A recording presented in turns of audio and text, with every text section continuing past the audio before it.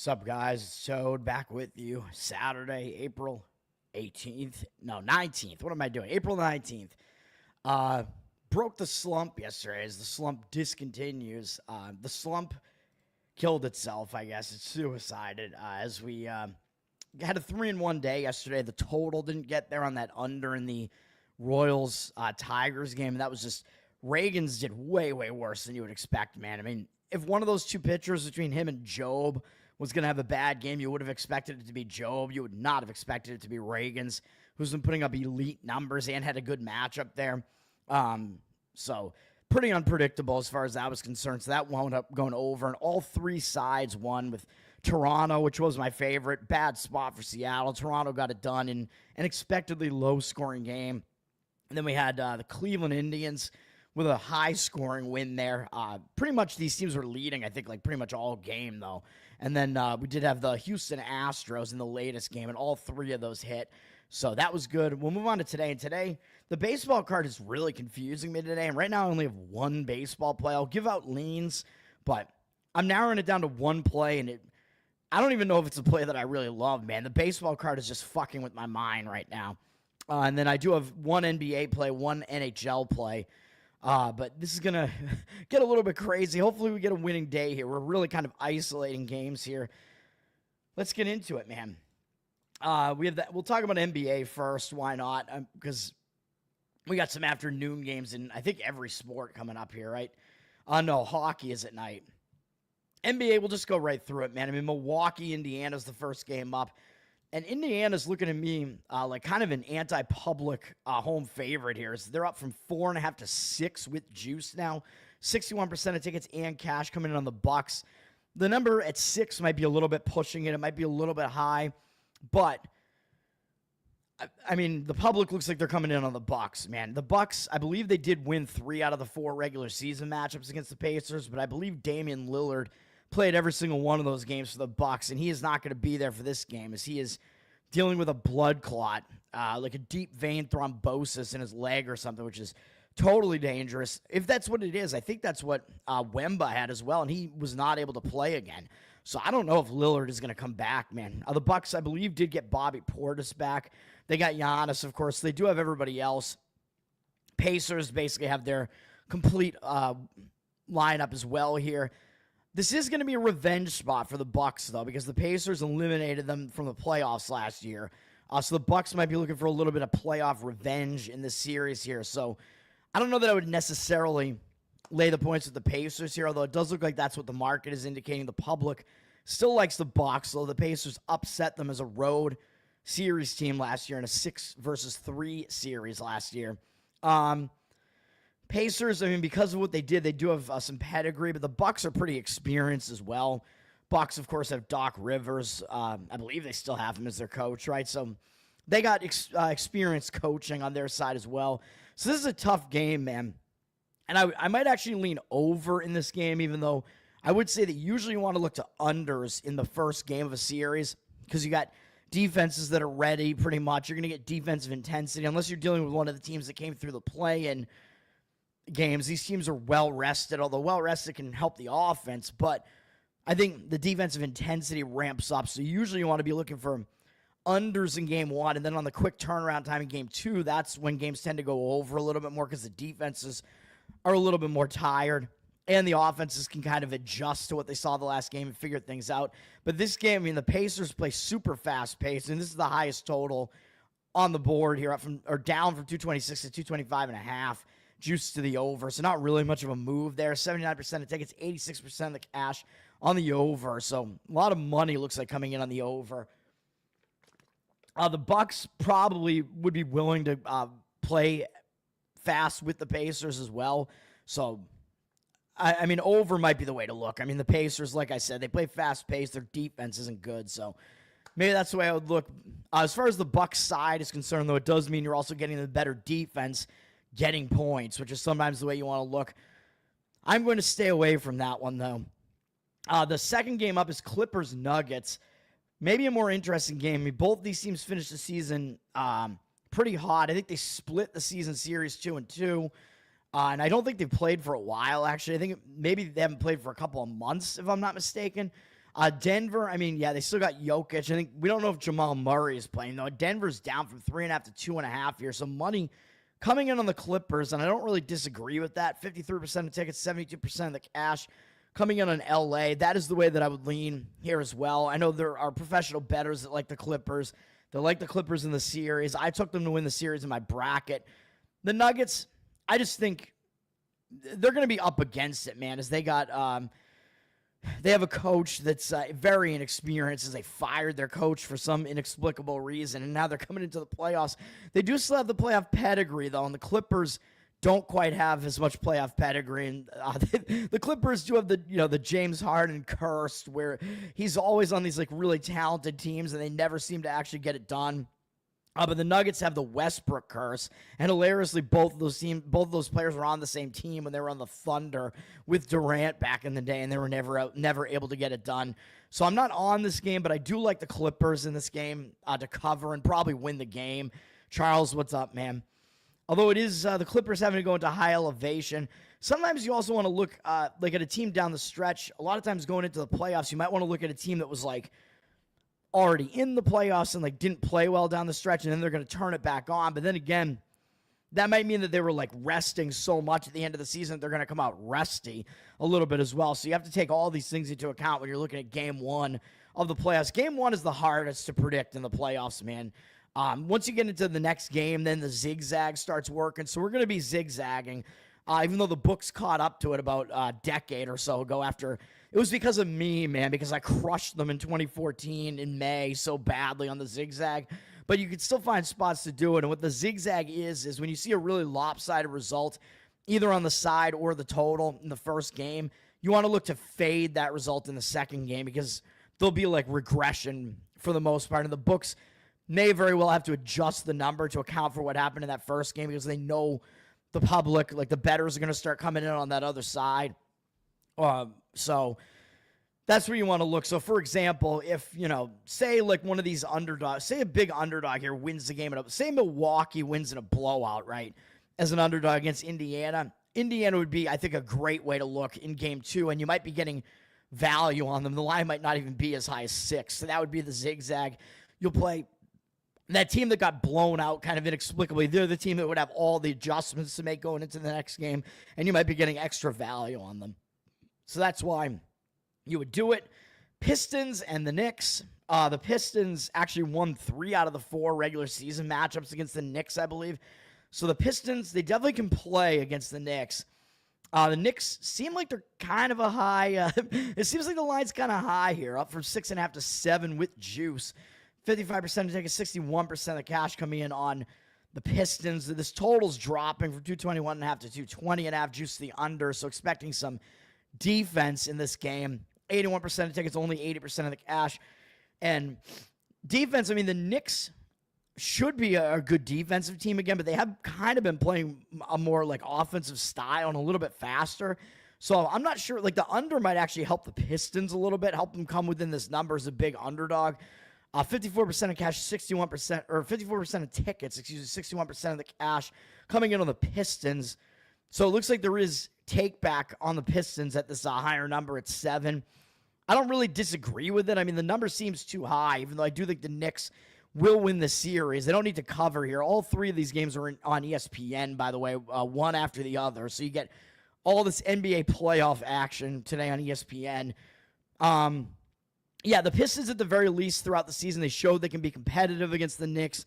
The Knicks are still like trying to work these guys back with Brunson, Anunoby. I mean, these guys, key pieces for the Knicks. I mean, they've been hurt, but they are back, so they will play. So I think we're basically going to see full lineups for both teams here. It's just a question of, did the Knicks like rebuild enough of that chemistry there? We will see. And then the game I actually do have a play on is the final game. I'm actually going to take the Minnesota Timberwolves plus 4.5 in this one. I'm going to fade the public. I mean, the Lakers, I just think they're too public right now, man. 74% of tickets, only 66% of the cash. I'm going to fade the public. It looks like the cash percentage is in agreement with me. So you have a public Lakers team. The line has gone up from 4 to 4 with juice. There are 4.5s out there. If you want up taking the plus 4, I think that's fine as well. This is the lowest total as well, down from 219 to 216.5. 81% of tickets, only 73% of the cash. I believe that a lower scoring game in this game will be correlated to a T-Wolves cover in this one because the T-Wolves are the more defensive team and they're the underdog here, which again is kind of just the way you want to look in general. The better defense getting points. I think that's what you're getting with the T-Wolves. I do think that the Lakers downgraded their defense, as I keep saying, with that Luka trade, although they improved their offense. But their defense did start sliding a little bit, and the T-Wolves played fairly well against the Lakers. I believe they split the season series 2-2, but they only played the Luka Lakers once. And as I pointed out last night on my bracket show, which, by the way, go check out my bracket show. I did the NBA and NHL brackets. The NHL is total chaos. The NBA is not surprising. It's pretty much chalk, although I did take the Lakers to get to the conference final, and yet I'm fading them in this game, but that's just the nature of it, man. Brackets are kind of different from betting, so as far as the that last game is concerned, as I was about to say, I did say it on my show last night, the Lakers beat the T-Wolves by 9 at home, but the T-Wolves, even though they did have a couple of days off coming into that game, they're playing multiple road games in a row, and they played 2 games in a row against Oklahoma City, and they played 3 of their last 4 games against Oklahoma City, although one was before the All-Star break. So the T-Wolves had faced a bunch of tough games in a row, and even given all that, they still played really well against the Lakers in that game, and the 9-point result was kind of misleading, and I think might have been a result of some free throws at the end and whatever. The Lakers had 46 free throw attempts in that game, which is almost unheard of. They had 20 more free throw attempts than the T-Wolves. And yeah, I know it's the Lakers, it's LeBron, so I know you're going to get the reffing on the Lakers side here, man. I mean, that is going to happen, but do you really think the Lakers are going to have 20 more free throw attempts than the T-Wolves this time? I mean, hopefully not, because if they do, we're going to lose this bet. I mean, that's the reason why the Lakers won that other game. They were at plus 12 in free throws made. But we'll take the T-Wolves here. Again, I think they have the better defense. They're an experienced team as well. Debatably, they have a better debatably, they have some more like recent experience than the Lakers do, as the T-Wolves made it further than the Lakers did in the playoffs last year.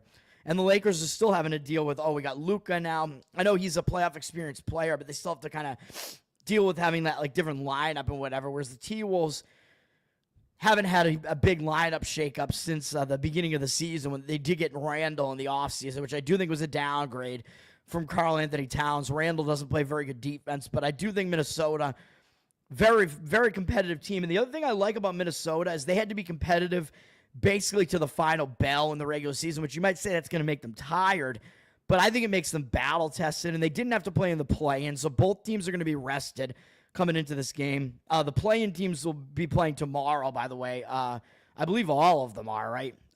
Heat, Magic, Grizzlies, and Warriors are all playing tomorrow. So they might be the tired teams. We'll get to that tomorrow with the fact they had to go through the play-in and whatever. With the T-Wolves, they just had to battle test themselves all the way through the regular season because they needed to avoid the play-in basically all the way to the final game. They were trying to make sure they didn't fall into the play-in. So the T-Wolves had to compete every one of those games. The Lakers did not. The Lakers were able to take their foot off the gas. So the Lakers might come into this rusty as well. So if you want to look at T-Wolves like in the first half or first quarter or something like that, I don't disagree with that either. So we'll be on the T-Wolves there. NHL, we only have 2 games today. St. Louis and Winnipeg first game up, and it's not until 6 p.m. Eastern time. That last game, by the way, the Laker T-Wolves game is actually on ABC, although that's basically still ESPN. I think they're under the same banner there. Both of the hockey games are on TNT and True TV and HBO Max. You can watch them on so many different things. St. Louis, Winnipeg first game up. Winnipeg, as I mentioned, they're not a huge favorite in the series. They are a pretty big favorite in this game, up from minus 175 to minus 193. 87% of tickets, 94% of the cash. So Winnipeg is public, but they do have the money coming in on them. I don't know that I necessarily agree with it, though. St. Louis, I mean, we know they went on that huge hot streak towards the end of the season there to make that run to get into the playoffs. And who was the team that ended their huge win streak, by the way? They had an 11-win streak. Oh, yeah, it was Winnipeg that ended their streak there. So St. Louis might have a little bit of an extra chip on their shoulder here because Winnipeg ended their streak. Winnipeg, however, does have more experience, as St. Louis, I don't believe, has been in the playoffs as recently. Winnipeg was here last year, although they did get bounced in the first round, I believe, against Colorado last year. So Winnipeg is more used to being here. Winnipeg is very good at home, though, and they do have the better goalie in Hellebuck, although Binnington is an experienced goalie, though. I mean, he has played in the playoffs before, of course. Winnipeg 37-4 at home. Blues have a fairly good road record, though. They were above 500 on the road, at least if you don't include the overtime losses they were. But that's Winnipeg is probably have the best home record in hockey. Not that home ice matters that much, but I can see arguments for both sides in this game. The second game, I don't really, and I'm going to apologize because the number I got in this game is better than it is now. This is just getting crazy. This line has gotten completely out of hand. I'm on the Colorado Avalanche, but at minus 130. This line is all the way up from minus 111 to minus 157 now, so I apologize for this. 52% of tickets, 68% of the cash coming into them. I didn't expect this to move like over 20 more points in the last like 20 minutes when I last looked at this. This is ridiculous. So money is coming in heavily on Colorado. I don't know what the deal is, really. I don't know what is going on with Dallas here and why Colorado is becoming that much of a favorite on the road at Dallas. But the reason I like Colorado, not just that the market is agreeing with me, although, like I was saying, I would probably not lay minus 150, whatever, on this. Like, if you do still like Colorado, maybe you want to look to go Colorado, like, over their team total or something like that. Like, find a different way to play it. Get them to score a good amount of goals in this game or something like that. Because I know this line has gotten away from us, and I apologize for that. But this is a revenge series for Colorado, man. Dallas hosted them last year, and Dallas ousted them from the playoffs last year. So this is the return to the scene of the crime. And by the way, Colorado did win game one of that series last year as well in the same arena at Dallas. But Colorado is going to be the team with focus on revenge because Dallas knocked them out last year. But the odds makers are indicating to you that Colorado is the better team. And as I pointed out in my bracket special last night, I think something happened, man, because last week it looked like Dallas had pretty good odds to go really far in this thing, and then it completely shifted, and now Colorado's the favorite to win the series, the favorite in game one on the road. They have some of the best odds to get, like, to win the Western Conference. So it is kind of crazy, but we will go with the return of the Avs here as I am vomiting in my mouth here, thinking about betting on the Colorado Avalanche, but that is what I'm going to do here. I expect Colorado to win this game and the series and advance from here. So that is what I am going to do in that game. Not a whole lot else to say about that, really. I think the teams either went 2-1 or against each other, or 2-2 against each other during the regular season. I don't know if that really matters. And I think Winnipeg beat St. Louis maybe 3 out of 4 times this season, something like that. So not a whole lot to see there. But yeah, I'm going to be on Colorado in that game there. Colorado, by the way, they had Georgiev in net last year when they played, and I believe they had him in net for every game that they played against Dallas this year. And he was in net during the playoff series last year, but now they've switched goalies, so they're going to have either Blackwood or Wedgwood in this game. They got the 2 Woods. I've got some Wood, man. So I think Colorado will actually improve their goaltending situation with that, even though we know Dallas has Ottinger. We know Dallas, very experienced team. So you are playing against an experienced team, but Colorado's got a decent amount of recent experience as well. Andrew, thank you, sir. The slump ended yesterday, but I hope I don't re-enter a slump here. Let's go over to baseball, and you're not going to love my baseball day on a full baseball card, which seems very untoad-like, but I'm trying to be more selective here now, and if I don't see market agreement with me, I'm getting a little bit more hesitant and staying away. But I'll break down some of these games. I'll talk about places where I have leans. Like my first game that I wanted to play was I wanted to grab Kansas City as an underdog against Detroit. Detroit has already won the first 2 games of the series, so even beating Cole Reagans yesterday. So you got to think Kansas City is going to want to bounce back from that. Detroit used a lot of their bullpen yesterday, although I know their bullpen's decent. But Kansas City is probably slightly more rested as far as their bullpen is concerned because of yesterday. And I think Kansas City has the better of the starting pitching matchup here with Seth Lugo. I know his whip isn't good, 1.29. His ERA is still pretty good at 3.86. I know there are a lot of professionals that are expecting some regression out of Lugo after he kind of overperformed last year, but his career whip is still good at 1.16, although last time he pitched for San Diego, the season before that, his whip was a little bit higher at 1.2. But he's been fairly consistent throughout his career, really. I mean, he's not a bad pitcher.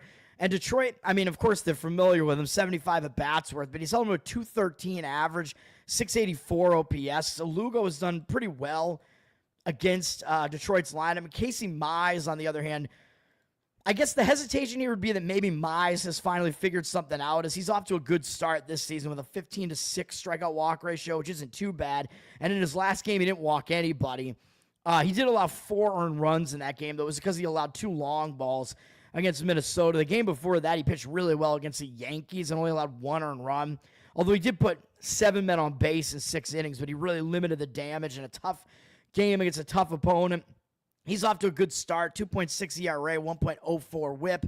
And his numbers against Kansas City are terrible, though. So that's what I'm looking at, where I think Seth Lugo has the matchup edge here, because Mize has gotten really knocked around by Kansas City in 70 at-bats, where he only has a 7.5 strikeout walk ratio, 414 average, allowed him 1,168 OPS.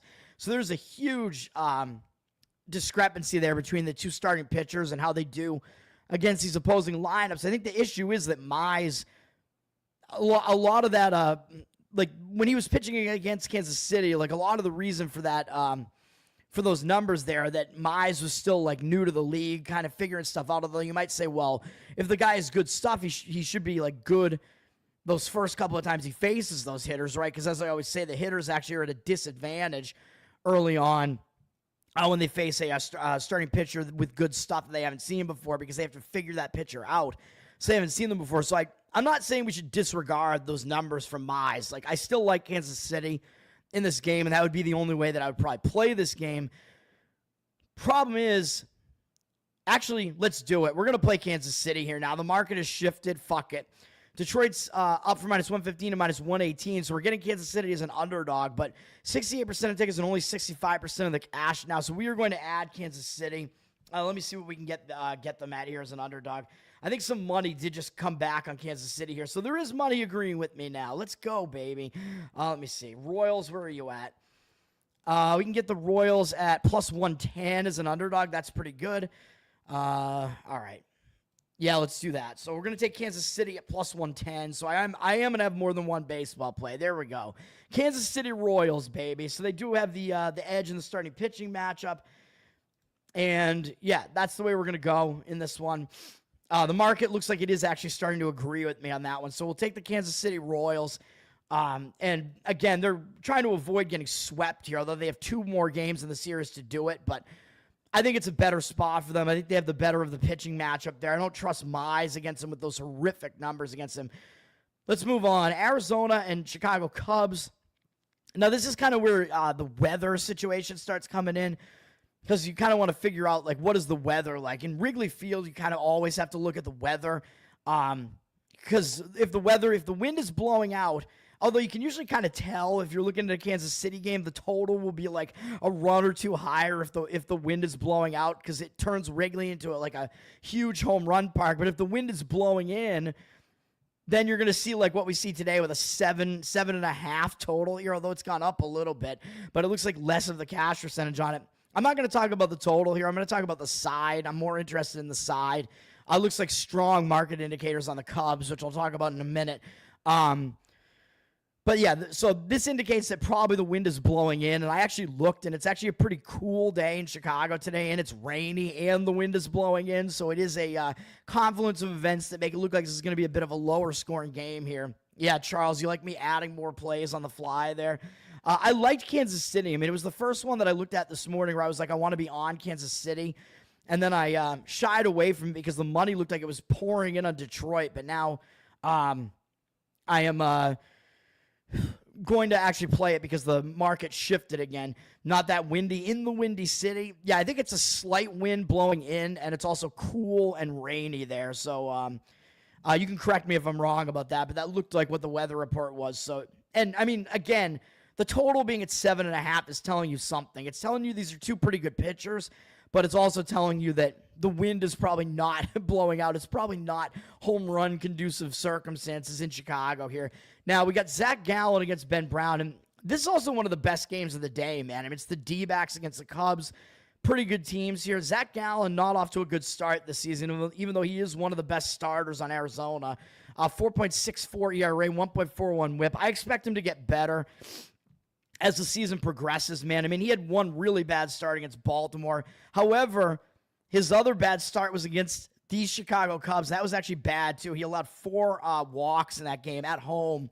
So the Cubs did damage against him the other time they played him.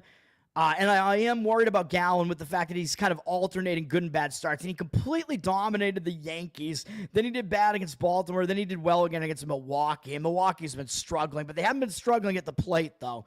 Milwaukee's pitching is bad, but their offense is good. So Gallen has been a really mixed bag so far and kind of hard to figure out. The Cubs are recently familiar with him now because they saw him to open the season, but the Cubs are already familiar with him, and his numbers against the Cubs, even including that horrible start, are actually really good.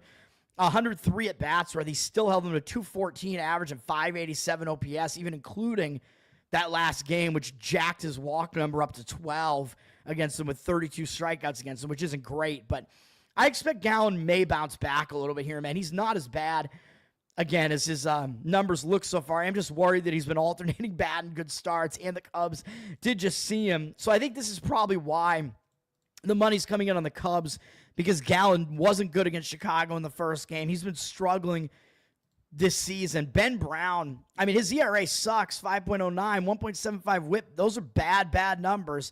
But for him, it was literally one bad start against San Diego. Or San Diego, and that was not at San Diego, just a pitcher-friendly park. He walked 4 guys and gave up 7 hits in that game in 4 innings. Really, really bad. And that was in Wrigley. That was at home. But I think it might have been a game that was probably less pitcher-friendly than this game will be. But he completely bounced back from that, and he shut out the Dodgers for 6 innings, which is insane. So Ben Brown, I don't know if I would take that much away from that bad starting. It's a pretty good hitting Padres lineup because he bounced back facing the Dodgers actually for the second time this season and actually did way better than he did the first time. So Ben Brown, I think he's a good young pitcher, man, with talent. And I think we're going to see him improve as the season goes on. And Arizona has 11 at-bats worth, and he's held him to 1 hit, a single, 1 walk, an 0.91 average, and 258 OPS. So he is really limited Arizona's hitting in limited playing time, though. So some of these Arizona hitters, yeah, they're going to have now seen him, so they might do a little bit better against him. But even so, Ben Brown being unfamiliar to them, I think does have a bit of an edge there. And I think that is why the money is coming in on the Cubs, flipping them from plus 104 to minus 116. And Arizona's a public road underdog here. 62% of tickets, only 57% of the cash. You got to think that roller coaster of a game yesterday, Arizona really kind of had heartbreak in that game yesterday. If you saw what happened in that game, it was crazy. The Cubs were winning the game 7-1 into the 8th inning. So I leaned to the Cubs in that game, and if you handicap the starting pitching matchup correctly, with Ray actually somehow out-pitching Burns, but Ray actually had good numbers against Arizona. Burns had bad numbers against the Cubs. Burns did fairly well yesterday, but the Cubs got to Arizona's bullpen first and built a 7-1 lead. Then the Cubs bullpen completely imploded, and Arizona scored 10 runs in the top of the 8th to turn a 7-1 deficit into an 11-7 lead. And then what did Arizona do? They allowed 6 runs right back to the Cubs in the bottom of the 8th, and the Cubs took the lead back 13-11, and then that wound up being the final, winning 13-11. That 8th inning yesterday was total madness. It was a complete roller coaster. So that's the type of game where Arizona, I mean, they wind up on the losing end of it after that giant 8th inning there. They got to be feeling a little bit kind of, I think, hungover after that game and down on themselves. And then you do have to look at what happened with the bullpen situations. Both bullpens got rocked in yesterday's game. So both bullpens kind of tired here, but the Cubs did use a lot more of their relievers. Arizona only used 3 relievers as Burns went deeper into the game. So Cubs used 7 relief pitchers. So I would not take the Cubs full game here. I mean, the Cubs have the less rested bullpen here. So if you do like the starting pitching matchup, and you think Brown does have the edge over Gallen, I would take Cubs in the first 5 innings in this one instead. And the market is indicating on the Cubs, like I said, But I'm just going to stay away. I mean, I think Gallen has a decent chance to bounce back here because his numbers are good against the Cubs as well. So I'm just not going to play the game.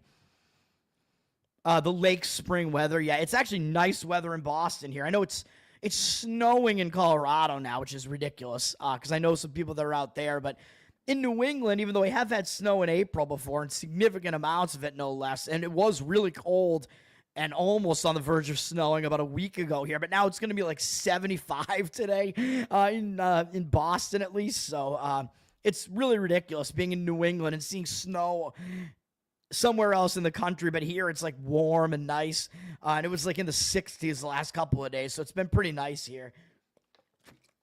Which is the weather, by the way, if you're wondering about that. It's going to be in the 70s and pretty nice out, I think, for this Red Sox-White Sox game. All right. We do have Seattle and Toronto. Oh, so finishing thoughts on Arizona and Chicago here. Yeah, so Chicago, the money is strongly coming in Chicago, though. It's one of the strongest market reads of the day, I would say, on the Cubs side. I just don't think I can quite get there with that one. So I will not just blindly follow the market, but it is there are strong market indicators on the Cubs there. So I'm not going to go and disagree with that. But again, I mean, I'm not going to just repeat everything I just said, but yeah. Seattle and Toronto. You got Logan Gilbert against Barrios. I lean to Toronto in this game. Toronto was my play yesterday. That was probably the strongest. Excuse me, the one that I felt the strongest about. Oh, my God. Toronto got the job done in a low-scoring game. Our boy Bowden Francis with another good start there. Wu didn't do bad on the other side. I didn't expect him to do bad. I expected Toronto to have the edge for numerous reasons in that game. They did get it done. Just like I said with Wu yesterday, you got Logan Gilbert on the mound. He's another Seattle pitcher who's a good pitcher, off to a good start this year, 2.38 ERA, 0.66 whip. But he's another guy who has kind of crazy splits where he's good at home and not good on the road. As you can see here, last year, 2.49 home ERA, 188 batting average allowed. And on the road, his ERA was way higher at 3.94. 204 opponent batting average is still good. 3.94 ERA is still fairly good as well. But he was a dominant pitcher at home and not great on the road. So a lot of Seattle pitchers are like this because Seattle is such a pitcher-friendly park. So I think Gilbert actually probably has a little bit of a disadvantage in this game for that reason. And against Toronto, his numbers aren't really that good. 72 at bats worth, 18 to 4 strikeout walk ratio is not that bad. 278 batting average is not that bad, but 857 OPS isn't great. And he's allowed a lot of home runs here to Vlad Guerrero, Santander, Springer. They all have a home run off him. They all have pretty good numbers off him, and Kirk has fairly good numbers off of him as well. So the best hitters in the Toronto lineup all pretty much hit him. So I do think Toronto has an edge here. Barrios on the other side, off to a bad start this season, 5.16 ERA, 1.46 whip, but he's a better pitcher than that, man. So I expect him to start turning it around as well. He's got a 21-9 strikeout walk ratio. It is too many walks, and the strikeout number is good. He's been walking too many guys, so he's got to get that under control. 24 hits allowed, not great either. His worst start was the first start of the season, though, where he gave up 3 home runs against Baltimore and 6 runs, and since then he's been better.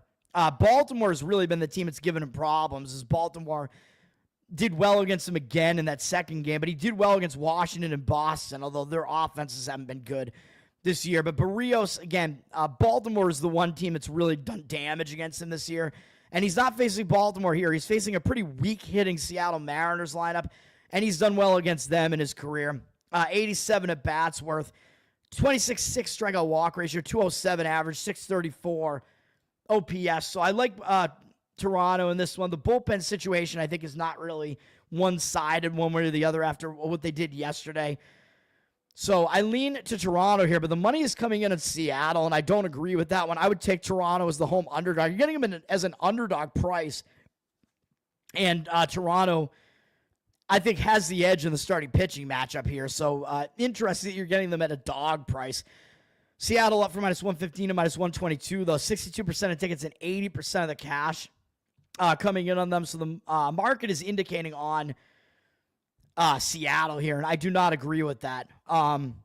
So I would take Toronto as a home underdog if I was going to play that, but I'm not quite going to get there with that one.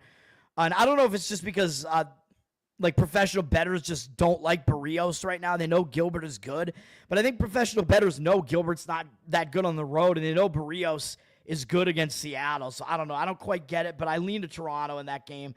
That one is not a play for me. Let's see. What else do I want to talk about? This one is real interesting. Cincinnati and Baltimore. I like the under in this game. I mean, Hunter Green is pitching, and Hunter Green, I mean, this guy, he's an ace. I mean, he's beyond an ace at this point. Look at his numbers this year. 0.98 ERA, 0.58 whip. I mean, he's been almost untouchable so far this year. And I told you back in the day, like 2 years ago, the strikeout numbers that he was putting up, I'm like, this guy is going to be a good pitcher, man. And he certainly is. Even though last year his season ended kind of early and he was like vomiting on the mound and whatever, but Hunter Green is doing really well to start this season. 31-4 strikeout walk ratio and only 12 hits allowed, 27 2/3. That's insane. That's dominant shit, man. He's been dominating, and he's gone at least 7 innings in 3 straight starts. So, yeah, I mean, this guy is an ace, obviously. And Baltimore has 27 at-bats worth against him. 7-6 strikeout walk ratio. Not that great for Green, but he's held him to a 259 average and 690 OPS, which is not bad. So Green, fairly good numbers against Baltimore as well. And if anything, he's just improved pretty dramatically since the last time he's faced Baltimore. So I think it looks good for Green to have a good pitching performance. On the other side, Brandon Young, I mean, you got to like this guy's hair, man. Brandon Young is pitching for the Orioles, and he's making his major league debut, and he is a huge dude, 6'6", 210 on the mound here. Not really that hard of a thrower. I looked at his scouting report and whatever. He throws low to mid-90s. He does have 5 pitches, though, where he throws that fastball. I believe he has a cutter, a sweeper, a changeup, and I guess a curveball. So he can keep hitters off balance with the off-speed stuff. He's a pretty good pitcher. He's a decent prospect in this organization. His start to the major leagues has been delayed by 2 Tommy John surgeries. So even though he's only 26 years old, he's had the TJ surgery twice, which is ridiculous. That's true. He was throwing the vomit ball, man, which I thought was illegal in the sport, but I don't know. Go find the videos of that, man. It's just crazy. It's like he's not even fazed by it either. Like, one of them was like mid-pitch, too, where I believe he was like throwing the pitch and he vomited on the mound. It's insane. And it's just like he doesn't even care. He just continues to go. It's like, all right. So Brandon Young, yeah, I mean, he's a decent prospect, man. And now, because of all that, Cincinnati has never faced him before, obviously, because he's making his major league debut. So you got a pretty good, like, fairly decently touted prospect here facing hitters that have never seen him before. That pitcher has the edge there. So what does that mean, all that being considered? Oh, yeah, well, we want to look to the under in this game, right? So I go, all right, I'm going to play the under in this game. It was almost automatic. I'm going to go under in this game. The starting pitching matchup looks great for an under in this game. Oh, but the total's up from 8.5 juice to the over to 9 juice to the over. 73% of tickets, 92% of cash coming in on the over. Why is that? I went and I looked. It's going to be in the 80s in Baltimore today. Clear skies, and the wind is blowing out at 18 miles an hour. So I believe they have the strongest winds of the day at Camden Yards here, and it's blowing out. So that worries me because Hunter Green is a fly ball pitcher, but he pitches in Great American Ballpark, man, which is a home run park, and he's only allowed 1 home run on the season so far. So it hasn't really affected Green, even though he does induce a lot of fly balls. It hasn't really hurt him yet. I don't know if it will in this game, but that total is... The reason for the total being so high is definitely because the wind is blowing out here, man. Because it's not because people think Brandon Young is going to get rocked in this game. As you can see, the money's actually coming in on Baltimore, flipping them from plus 100 to minus 115. 58% of the cash coming in on Baltimore. 65% of tickets on Cincinnati, which... That's definitely disrespect to Green. I mean, I would not fade Green. I mean, he's an ace. I mean, you're rarely, if ever, going to find me playing against Hunter Green. Like, if he's involved in a game, I'm either going to be on the Reds, on the under, or I'm just not going to play the game. So I'm not going to play this game. But the money is coming in on Baltimore, and it seems dangerous to me, even though I know you're playing on the pitcher that is completely unfamiliar to the hitter. So I do understand that, thinking that he might have a little bit of an edge there. And Baltimore has the better offense. So, yeah, I agree with all that. Cincinnati's offense isn't as good. Baltimore probably is in the better bullpen situation because 2 days ago, Cincinnati had to use like a million relief pitchers in that game against Seattle. But then Cincinnati still came out and won easily against Baltimore last night. So Baltimore maybe a little bit of extra motivation after that too, because they got kind of embarrassed in yesterday's game against Cincinnati. I think Baltimore was returning home from a road trip as well.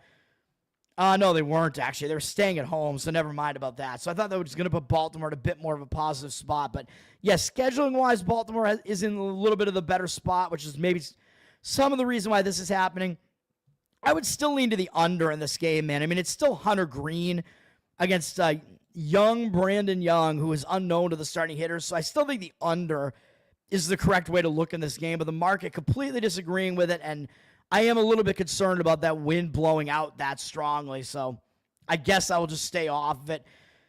Cleveland and Pittsburgh, I mean, this looks like a massive mismatch here between Ben Lively and Paul Skeens. I mean, Lively, not a good pitcher, really. Doesn't have good numbers against Pittsburgh.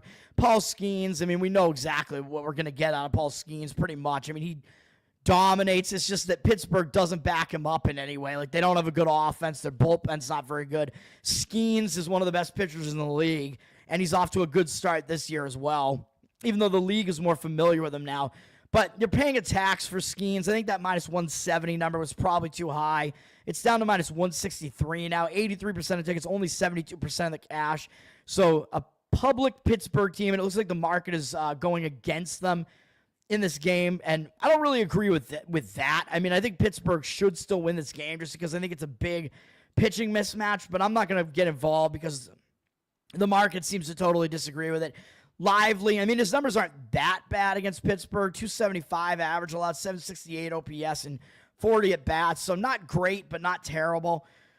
It's a little bit on the bad side, I would say. And then Paul Skeens, I believe Cleveland has never even seen him before. Yeah, so Skeens has an extra edge here because he's a completely dominant pitcher who throws like 100 miles an hour.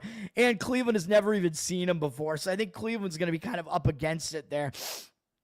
Even though Cleveland obviously has the better offense here, Pittsburgh's offense sucks, and Cleveland has the better bullpen. But obviously the starting pitching matchup is an advantage to Pittsburgh here. And if I was going to do it, maybe you look to like a first 5-inning play in some way, and you're probably having to lay a higher money line on the first 5 inning because everybody knows Skeens is the biggest part of Pittsburgh here. So it's probably like a minus 200 first 5-inning line. So you could look to maybe lay a run line and just hope that Pittsburgh is ahead at that point in the game, which may be the case. I mean, Cleveland may very well struggle a lot against Skeens here.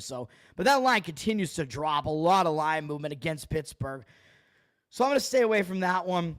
St. Louis and the Mets. I'm not talking about every game, but I'm talking about most of these games. We got Liberatore against Senga, and this looks like a mismatch to me as well. Liberatore, I mean, I don't think he's that good, even though his numbers are good this season so far. 3.93 ERA, 0.98 whip, and he's one of these guys, some of these St. Louis pitchers, it seems like the professional bettors like them more than I do. He does have good numbers this year. He's got an 18-1 strikeout walk ratio and 18 1/3, so that is definitely good. Has a pretty good ground ball rate, too, inducing a lot of ground balls. So Liberatore has been pretty good so far this year. Against the Mets, though, it hasn't been that good in his career. 26 at-bats where he's allowed a 308 average and 1,088 OPS with home runs from Lindor and Vientos. So Liberatore doesn't have good numbers against them. Senga, you might think, is maybe the worst pitcher. I don't know if he's really that good, but this year he's off to a good start as well so far with a 1.06 ERA and 1 whip. He went 7 innings in his last start, shutout ball in his last 2 starts. But then again, I think maybe part of the reason why I think there is money coming in on St. Louis is that Senga hasn't faced anybody yet. I mean, he faced Miami twice and then the A's. So he's faced like some of the weakest lineups in baseball to start the season. So he is going to regress a little bit. I don't think he's a bad pitcher, though. And against St. Louis, he does have good numbers in 25 at-bats. He's held him to a 160 average, 622 OPS.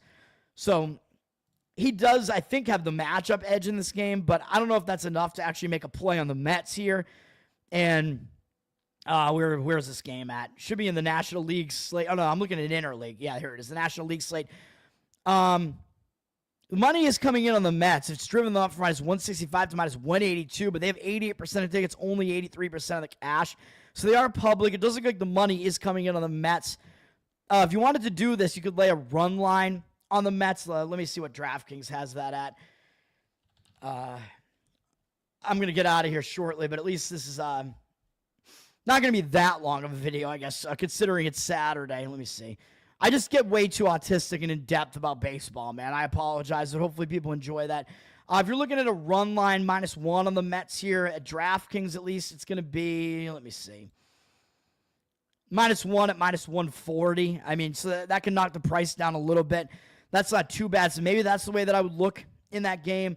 But it does look like the Mets are kind of public. I'm just not going to do it. And then looking at what the Mets did yesterday, the Mets have won both games in the series so far. So you got to think maybe St. Louis is going to come out with a little bit more fire in this game, be a little bit angry. But you're also kind of going up against what's happened so far this season. St. Louis is an abysmal 1-for-7 on the road, and the Mets are 7-1 at home. And the Mets kind of broke St. Louis's spirits last night with that 9th-inning walk-off win last night. Very close game. So Lindor, walk-off home run last night, as you can see here. So that's the game that can kind of crush you. And St. Louis used more of their pen as well. They used 5 relief pitchers to the Mets using 3. And Mikolas didn't go as deep into the game as Peterson, although neither pitcher went that deep into the game. But the bullpen rested it. Well, I don't know, because the Cardinals only used King and Fernandez for 3 pitches each. So they'd likely be available again if they really need them. But pretty much every part of this actually would kind of line up on the Mets for me in this one. Do I really want to do it? I don't know. I don't know if I really want to fade Liberatore, though. I mean, matchup-wise, I would, but I don't know. Market indicators are conflicting. Yeah, I'm going to stay away. Maybe it's a little bit too much of a price to lay on the Mets, but I do lean to the Mets side. And then you do have the Liberatore. I mean, he's off to a really good start to the season, though. Like I said, I am worried, though, that Senga hasn't faced any good lineups yet. And the one thing you could say about St. Louis is their offense is pretty good so far this season. They've been one of the best offenses. Oh, thank you. Yeah, baseball is the ultimate autism sport. That's why baseball has always been my favorite, and that's why I complain so much about the changes they made to the sport because of COVID and whatever. The runner on second rule is absolutely terrible. I loved baseball because it was so, like, discreet. Like, the statistics were so, like everything was basically like this at bat can only result in this certain, like, number of, like, defined outcomes. Like, I loved, like, thinking about it that way and, like, filling out baseball scorecards and, like, looking at statistics. Like, that's what I would do, man. I was, like, way into the statistics as a kid, and I've the way that I handicap is different, though, because I handicap a lot based on situation, and baseball less so. Baseball is so statistically oriented that it's a matchup sport, so I do look at the matchups a lot more in baseball than in other sports. Dodgers, Texas, we got Roki Sasaki going for the Dodgers. Of course, Texas has never seen him before. He's been a mixed bag so far. 3.29 ERA is good to start his first season. 1.76 whip isn't good. So he's been escaping, and this is really the red flag here, is that he's walked 13 guys in 13 2/3 innings, struck out 12, which is good, but man, he's putting a ton of men on base. 13 walks and 11 hits allowed. I mean, how the hell has he gotten away with only like 5 earned runs? I don't know. And he's faced good lineups, Cubs twice, Phillies, so he's faced some good offenses. The one good thing is they started to unleash him a little bit in his last start. He went 5 innings against the Cubs. They wound up losing 16-0, but it wasn't really his fault, as he actually had kind of his best start of the season. 5 innings, only allowing 1 run and only walking 2 in that one. So I think he's starting to get it together. I know, like, mentally he's not tough. Like, during one of his first starts, that Detroit one maybe or whatever, where he got pulled, he was, like, crying in the dugout. It's like, come on, man. He's the youngest of these Japanese pitchers coming over, so he's really getting thrown into the fire here. But I think once he gets going, he is going to be better. And against Texas, they've never seen him before, although Detroit had never seen him before either. Might be a little bit of an edge to Sasaki because they haven't seen him before, though, so they don't know what he's going to throw at them. Eovaldi's going for Texas, former Red Sox player. He's off to a good start to the season. 24-2 strikeout walk ratio is insane, and 16 at-bats in 24 2/3. He's off and running, man. He's got a complete game shutout this year against Cincinnati. He's going fairly deep into games, although last 2 games he didn't go as deep. Only 4 2/3 against the Cubs, and then 5 innings against Seattle. He was just inefficient with his pitches, really, and I guess they just gave him the leash, even though he wasn't pitching that bad in that game. He's been good overall this season, 2.55 ERA, 0.73 whip, and like I said, really good strikeout walk numbers. Numbers against the Dodgers are not that good, though. And Dodgers are a good offense, obviously. 115 at-bats. We're a 25-10 strikeout walk ratio. 278 average allowed, 788 OPS, so not great for Eovaldi there. And he's allowed some home runs here to Freddie Freeman, to Teoscar Hernandez, or Teoscar Hernandez, the Oscar, Max Muncy, and Eddie Rosario, all of home runs off him. It looks like Ohtani has actually never faced him before, which is really kind of strange, you would kind of think, because, I mean, Eovaldi's been on multiple different teams. Ohtani was in the AL for a while. Actually kind of strange, unless maybe Ohtani's out for this game, and that's why he's not in here, because I think ESPN actually updates this to who's actually in today's lineup, which is good for us, because they actually give you that perspective there where it's just who's playing today. So Ohtani might actually not be in the lineup today. I think he might have missed last night's game, actually. I'm not even sure. So that's one thing to keep an eye on, that Ohtani might not be there. But I think Sasaki probably actually does have a little bit of the edge here. And if you're taking the Dodgers, you are getting the better offense, and you are getting the better bullpen as well. But the money's coming in on Texas, flipping them from plus 104 to minus 110. 50% of the cash on them, 64% of tickets on the Dodgers. You know the Dodgers are going to be public. And fading the Dodgers a lot of times not a bad idea, because they're always going to be public. So strong market indicators on Texas coming in on their side. But again, even if Ohtani's not going to be in the lineup, Eovaldi's numbers are not good against the Dodgers' other batters either. So I will stay away.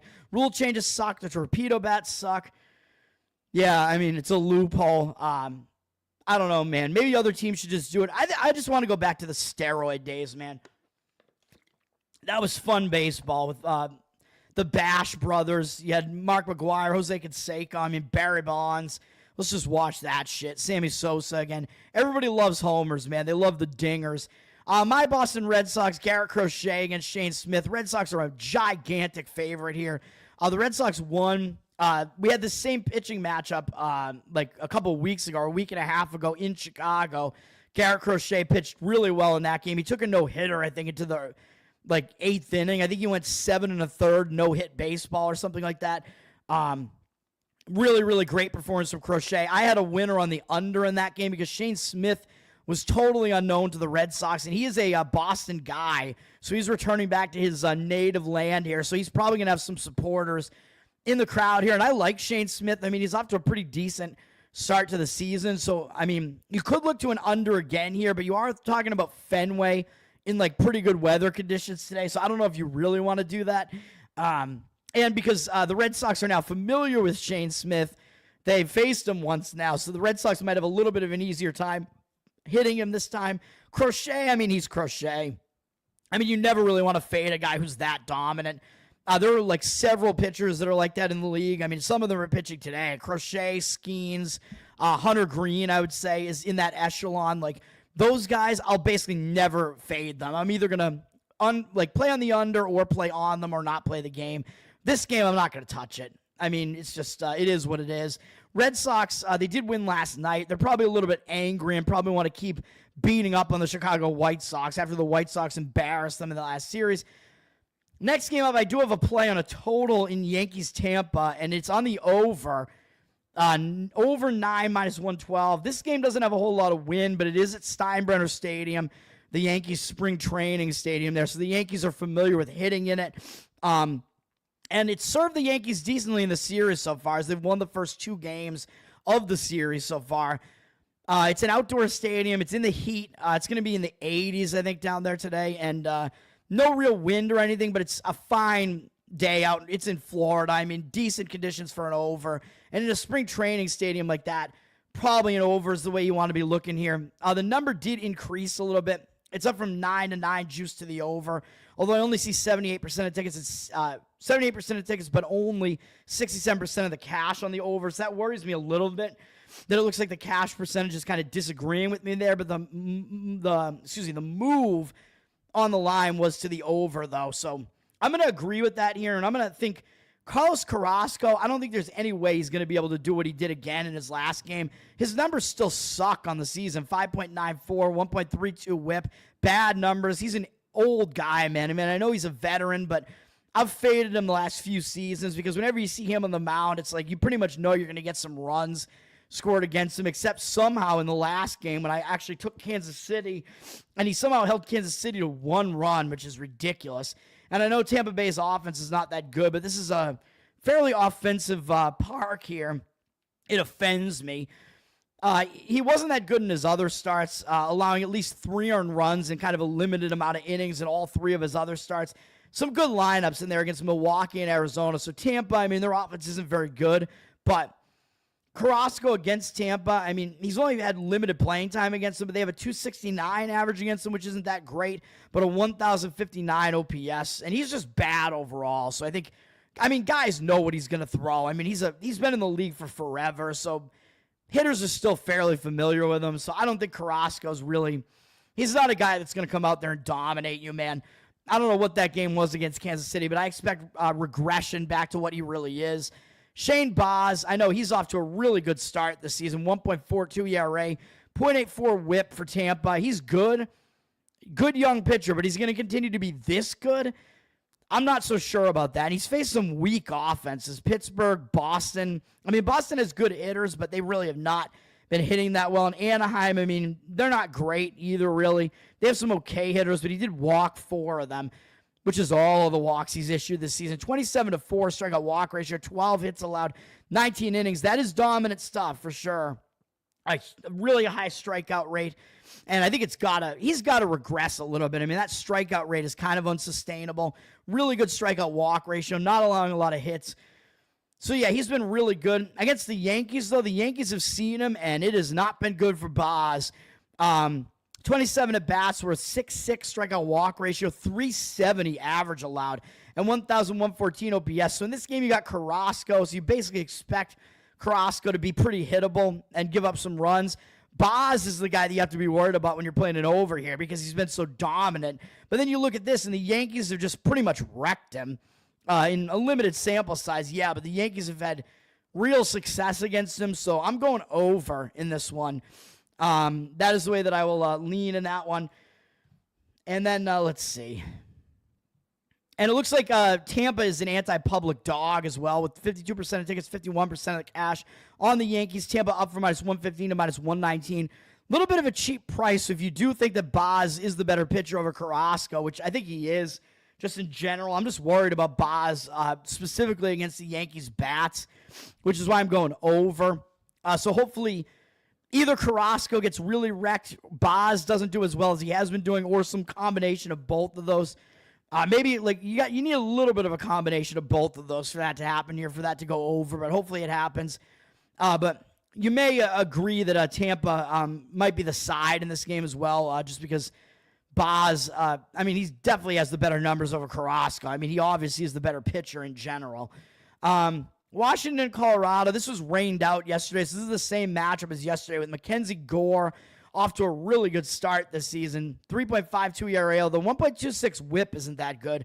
So he is, again, playing escape artist here, but he's got a 32-6 strikeout walk ratio in 23 innings. So his strikeout walk ratio is really, really good. And he faced Philadelphia, Dodgers in there. I mean, so he's faced some pretty good lineups.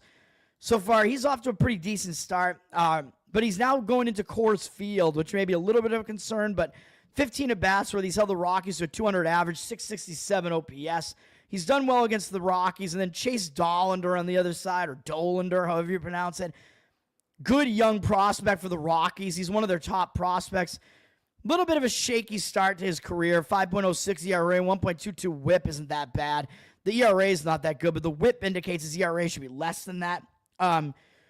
He improved after he had not that great a start against the A's, but a 6.1 strikeout walk ratio was still good there. Allowed 4 runs. His next start at San Diego, I know it's a pitcher's park, but struck out 7 in that game and only allowed 2 earned runs, both on home runs. So he only allowed 3 runs in that game. So Dollander, I mean, I think he's probably going to wind up being pretty good. I mean, his ground ball fly ball rate is actually not that bad, so I don't know if we really need to be that worried about the fact that he's allowed 4 home runs so far, and 2 of them are at Coors Field, though. So, I mean, the long ball is always going to be a concern at Coors Field, but the fact that he might limit the damage if he's continuing to have a lot of ground balls like this, maybe that will continue to limit the damage a bit there, even though he still has a lot more fly balls than ground balls. And, of course, Washington has never faced him before. So you get a young, talented pitcher like Dollander, who's a good prospect, and you get him up against a lineup that hasn't seen them before. That's usually an advantage to the pitcher early on. So it looks like you'd want to play an under in this game. The problem is it's at Coors Field, so I'm just not going to touch it. The line's up from 9-9, juice to the over. The weather conditions obviously must be better today than they were yesterday. Yesterday it was obviously rainy. Or it might have been snow, actually. The game might have gotten snowed out because it's in Denver, which is ridiculous. But we're still, I think, looking at probably some cold weather there at Colorado. So that might be conducive to an under as well. So if there was ever a time to look under in a Rockies game, it might be a game like this where you have 2 pitchers who look quite good as far as the matchup is concerned. And 2 pitchers that are actually not bad pitchers either. Good young pitchers in a game where it might be like actually cold out in Colorado. Let me see. What's the temp? So that might be the way that I would kind of look. 48 degrees. It looks like it's going to be clear, though. So I'm not going to play it. I still can't bring myself to play an under in Coors Field. But if there was ever a game where you might want to do it, might be that one. We got A's Milwaukee. I mean, am I going to wind up talking about every game again? I mean, I didn't talk about Miami Philly just because it's fucking boring.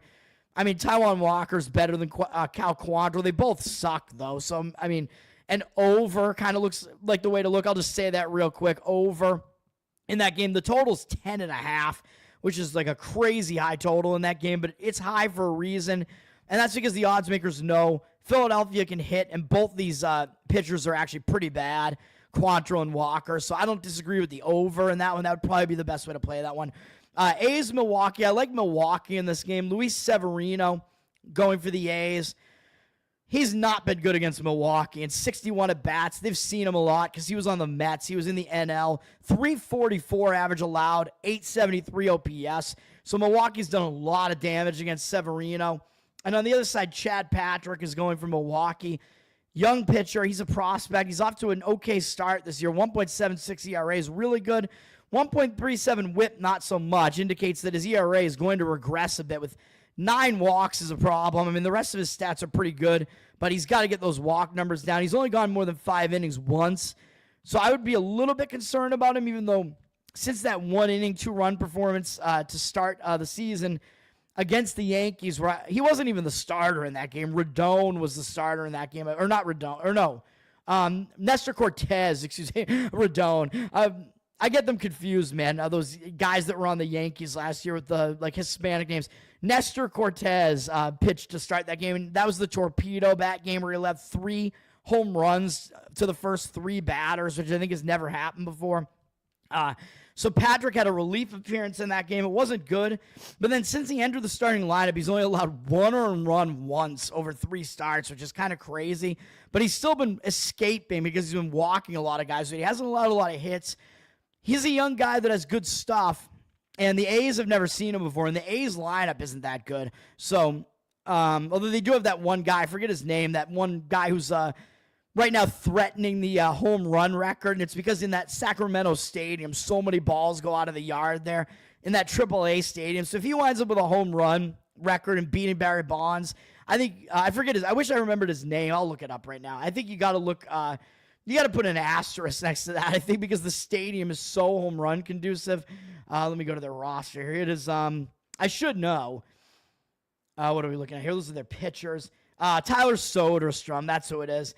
So we'll see what happens there. But Chad Patrick, I think he's got the edge because he's a decent young pitcher at least, and the A's haven't seen him before. I'm just worried about him walking too many guys, and the market is disagreeing with that and moving in the direction of Oakland, so I will stay away, or not, it says Oakland here. The homeless A's, down from -130 to -122 on Milwaukee. 69% of tickets, only 51% of the cash on them.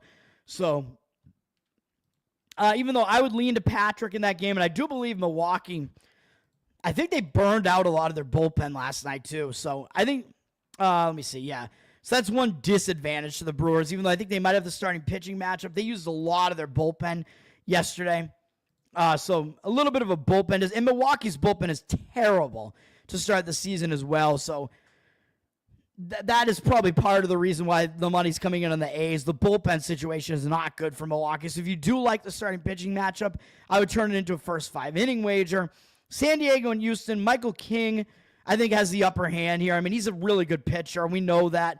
2.42 ERA to start the season, 1.07 whip, 24-8 strikeout walk ratio, but 4 of those walks are in that first game where he was a little bit shaky to start the season. Since then, he's been awesome. He just threw a complete game, two-hit shutout against Colorado. It was not at Coors Field, though, and it was, of course, against Colorado's awful lineup. It was in Petco in San Diego, which is a much more pitcher-friendly park, but still, King is a good pitcher. We know this, and he's done well against Houston in 47 at-bats, 15-2 strikeout walk ratio, 191 opponent batting average, 544 OPS. So King, really good numbers in his career against Houston's hitters. Hayden Wesneski is pitching for the Astros, and he's actually been good to start the season, even though my feeling was, who the hell is this guy?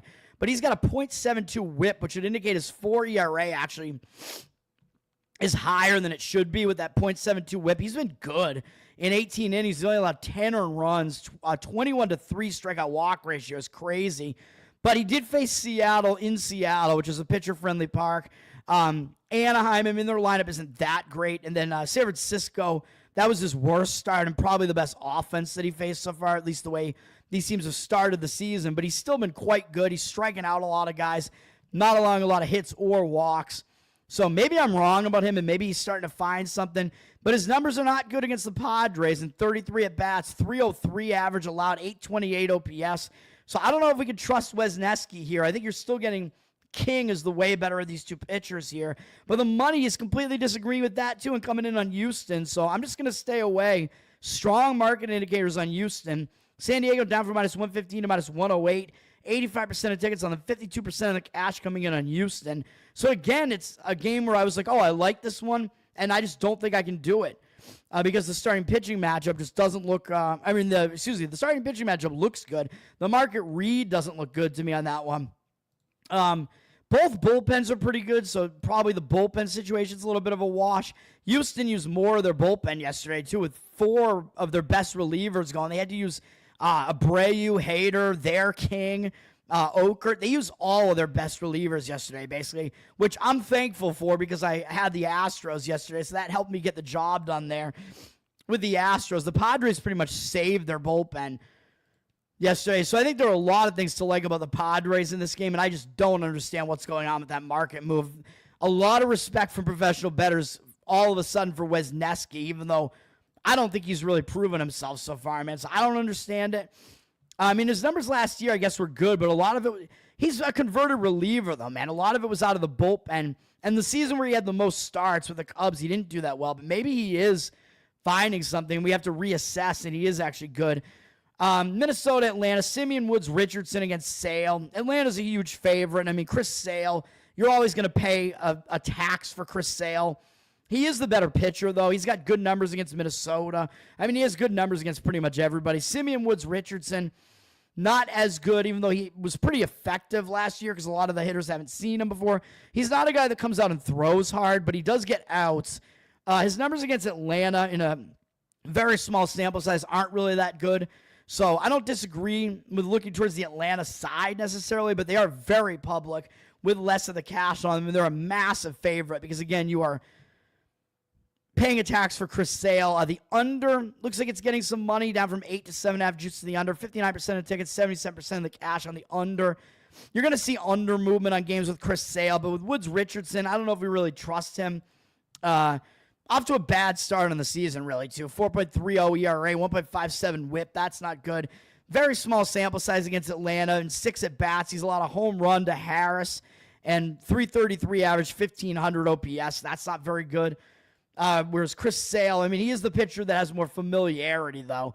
And he's off to a really bad start this season, 6.63 ERA, 1.53 whip. But I think he's going to start turning it around. A 24-4 strikeout walk ratio is excellent. He's just been way too hittable so far. He's got to get those hits down. And if he does that, I mean, he's Chris Sale, man. He's still not that old. I think he's going to bounce back. I don't think he's Justin Verlander yet. I think he's got some years left. He's got something left in the tank. And he's held Minnesota to 239 average and 612 OPS and 71 at bats. So he's done quite well against them with a 25-2 strikeout walk ratio. And then San Francisco and LA, Anaheim, excuse me. I looked at this one and I was like, man, Landon Roop against Kyle Hendricks. I was like, man, I want to be on Roop or Raup, however you pronounce it. He hasn't been that great, though, on the season. 4.8 ERA, 1.60 whip, but he does have like a devastating breaking ball, man. So he has some good pitches in his arsenal. He's just been too wild. Again, he's walked too many guys so far. Faced some good lineups, though. His worst start was against Philadelphia in his last start. So I think we're going to see him bounce back a little bit maybe from that. That was also a road start, not really an easy task. Anaheim has only seen him 3 at-bats worth, and he's got 2 strikeouts against them and 1 walk. No hits allowed, 0 average, 250 OPS.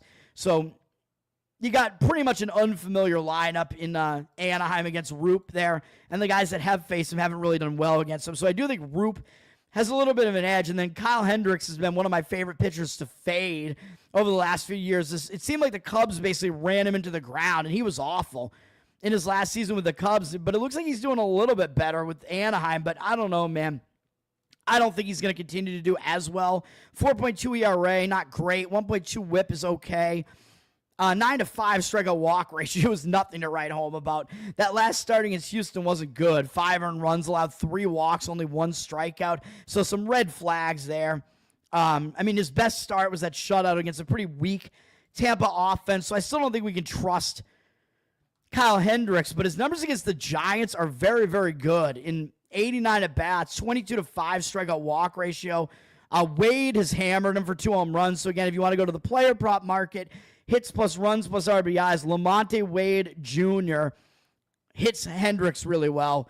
But overall, he's allowed a 146 batting average. 146 batting average against a 506 OPS. So Hendricks' numbers have been quite good against them. But does that mean we want to go to an under in this game? I would lean to the under slightly. The money is coming in on the under. It's down from 8.5 juice to the over to 8.5 juice to the over, a little bit less. 75% of tickets, 67% in the cash. Coming in the under. I don't disagree with it, but I don't know if I ever want to play an under with Hendricks involved, man, because I just don't trust him, even though his matchup numbers are good. The market is indicating on the under there. The money did come in on San Francisco, jacking them up from -115 to -131, but you're paying a little bit of a price there on a road favorite. 89% of tickets, only 82% of the cash on them, so I guess I'll be really selective and stay away. But the line did move in the direction that I agree with on San Francisco, and that is no longer the case with Milwaukee. That line has dropped. So market indicators against Milwaukee. Let's just go through this real quick one more time and see if I want to add any other late play here. No, still liking the under in that Cincinnati game, but the market looks to be disagreeing with that. Market's still disagreeing with Michael King in that game. Let me see. So we got the over in the Yankees game there, and we got, let me see here. Still looks like the money's coming in Seattle, which I don't agree with. Some money is driving Detroit back up on this line, man, so I'm a little bit worried about that. Now, as we see, I think disagreement in the market there, and the line is fluctuating a bit there. So I'm a little bit worried about that Kansas City play too, but I am worried about my over as well. So if we go just, blind market read, Cubs look like a very strong market read. Baltimore does look like one as well. And then, let me see. Yeah, and those are the two, really. And then actually the Astros do as well. But I'm not on any of those. And Texas as well. So those 4 actually are very strong market reads with the cash percentage disagreeing with the ticket percentage there. But that's it, man. That's going to do it for me. Not as long an episode. NBA, we got Minnesota T-Wolves plus the points. Colorado Avalanche in hockey, Not the Rockies, hockey. The Colorado Hockeys, the Avalanche, -130. Although I apologize because that line's gotten way out of control. 2 Major League Baseball plays. We got the over in Yankees Tampa, and we got Kansas City as a +110 underdog. And that's going to do it for me, man. Being very selective. Peak baseball. What was peak baseball? Oh, steroid era for sure. Bonds needs an asterisk. He was pumping all kinds of PEDs, man. The McGuire-Sosa thing, nothing is going to top that home run race where they're both racing to beat Roger Maris's record or whatever it was. That was a crazy season, man. Where it was just every one of those games was must-watch baseball because it was like, are they going to hit a home run? And they were in the same division, so they played each other a lot too, the Cardinals and the Cubs. That's going to do it, man. Tower Gang Toad on Twitter, patreon.com/Tower Gang to support the most hilarious comedy podcast out there. Thanks for hanging out this morning, guys. Let's get some wins today and enjoy the playoffs. And peace out, guys. Yeah, I was a kid as well in the 90s. It was still the best era, man. It was probably the best era of my life. That into the early 2000s were good as well, like my getting into my high school years. The like post 9/11 effect, we didn't really start feeling it for like a little while there. So, yes, that's right. Tower Gang for life. You can never get out of the gang, man. You can never leave the gang. Peace out, guys.